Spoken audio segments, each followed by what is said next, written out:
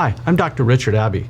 I show parents of children suffering from ADHD what to do so their children don't have to suffer anymore.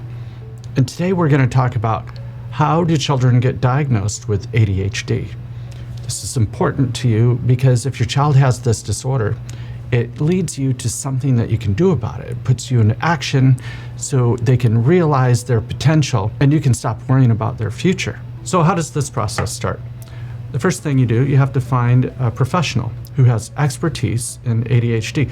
Generally, you're going to talk to a psychologist, a neuropsychologist, or a psychiatrist. Now, in that meeting, you're going to tell them all about the symptoms that you're seeing. And the thing is, you have to rely on their clinical experience and their clinical training, because all of us, to some degree, get distracted when things aren't very interesting. It's hard to power through or get started on things. I mean, you can look at all the symptoms. It's a matter of degree, right? So, you know, if we had a pet that died, we're all going to get sad, but it doesn't mean we're depressed. If we get distracted sometimes, it doesn't mean we have ADHD. So you need a professional with training, and they're going to ask you questions about what your child looks like at home, what their room looks like, how they're able to focus and carry out tasks. Do they procrastinate? Do they execute? And depending on their age, right? If they're 5, that's a different question than if they're 8 or 10 or 15 or 20. And then what do they look like at school? And how are they carrying out tasks? And what kind of feedback does the teacher give you about their performance? What are their grades like? What is their ability compared to their performance? You know, are they able to achieve at that same level, and why not?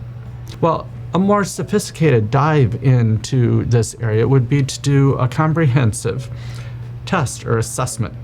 Some people will do a psychoeducational assessment and more extensively a neuropsychological assessment. So what this does is it gives you a pattern of performance that really gives you a sense of what difficulties your child may be having. And that's important because that can help you know what to do about them. In general, we tend to see children with ADHD have areas of weakness, for example, in processing speed. Things are a little bit slower for them, or in challenging working memory tasks, holding information in their mind and mentally manipulating it. Now, if they can't hold information in their mind, of course, their memory, their ability to encode information may be compromised depending on how the information is presented. Now, what's really interesting is sometimes we'll see memory looks good, give them a simple task and simple information, a rote list of things to memorize. In fact, we'll repeat it over and over. They do great, but increase the complexity and ask them to process information simultaneously in order to encode that information into long-term memory stores and then retrieve it later.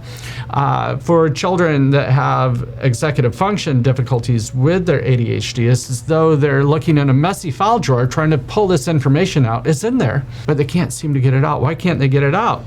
It's not organized, right? And we know this because we may ask them recognition questions, like multiple choice questions, and they're like, oh yeah, it was this one, not that one. So we know they actually learned the information, but it wasn't processed in a very organized fashion. In any regard, we can look at your whole child, including emotional functioning.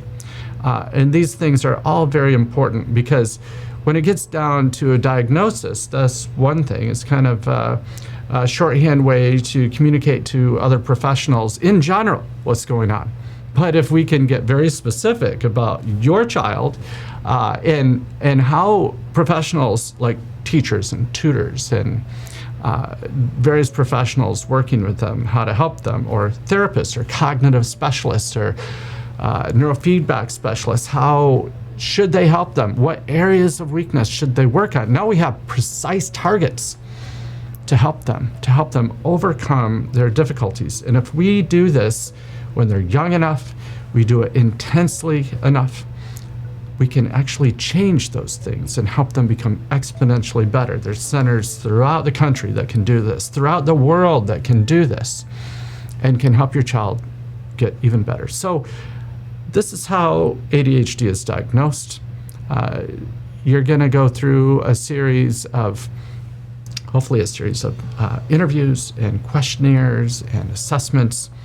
The feedback is given so your child has a unique profile a unique set of recommendations that will help them accommodate for the situation that they're in now. But more importantly, what do you do about these things? How do you help your child overcome these areas of weakness?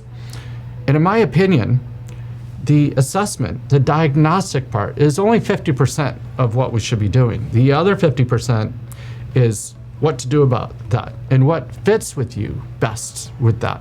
So, does that look like accommodations in the classroom?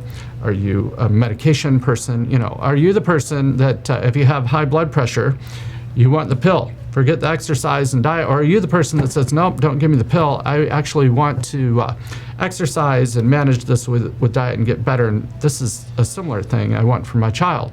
Can they exercise and stretch their brain and overcome these things? So there's a lot of different things that you can do that fit your family, that fit your child, to help them overcome these difficulties. So the way it's diagnosed, interview, assessment, feedback, hopefully some interventions lead from that diagnosis so your child can be the best version of themselves. You can stop worrying about them and they can be as successful as you hope they could be from the very beginning. My name is Dr. Richard Abbey. If you like this video, go ahead and click the like button. Subscribe to our channel. We're going to have a lot more videos very similar to this that will inform you about the various ways that you can diagnose, assess, provide helpful information to your child so they can be the best version of themselves. Have a great day, everybody.